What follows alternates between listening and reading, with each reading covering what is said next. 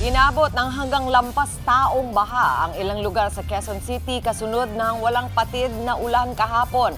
Para sa updates, makakasama natin si Laila Pangilinan live mula sa Araneta Avenue sa Quezon City. Laila, good morning. Kamusta ang sitwasyon dyan?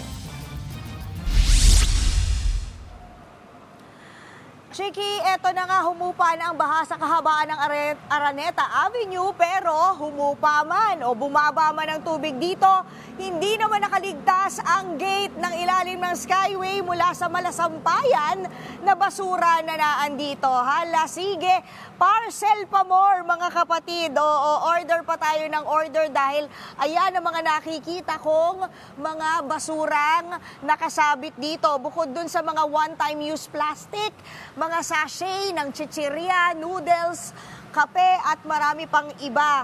Hindi ba meron pa mga shampoo rito at kung ano-anong mga dahon ang nakikita nating nakasingit sa steel matting ng ilalim ng Skyway dito sa kanto ng Araneta Avenue at ng Maria Clara Street. Sa pag-ikot nga namin kanina, no, ang sampayan ng basura ay mula dito sa kanto ng Maria Clara Street. Punta lang tayo dito, no, sa papalabas ng Quezon Avenue. Ayan. Dito tayo mga kapatid. Kita nyo hanggang, eto, papakita lang namin sa inyo. Dito tayo sa gilid. Hanggang dun sa may Quezon Avenue.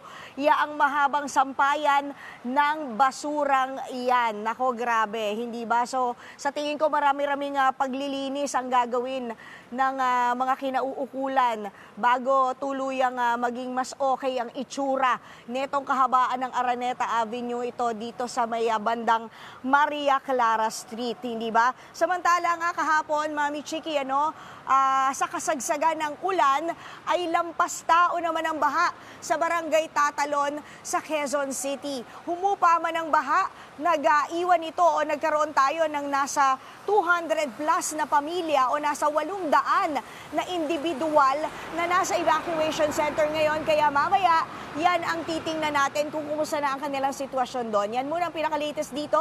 Mami Chiki, balik sa inyo sa studio. Maraming salamat sa iyo, Laila Pangilinan. Mga kapatid, Dimples Romana po, maging maalam at may pakialam sa mga napapanahong issue at headlines. Mag-follow na po at subscribe na sa social media pages ng News 5.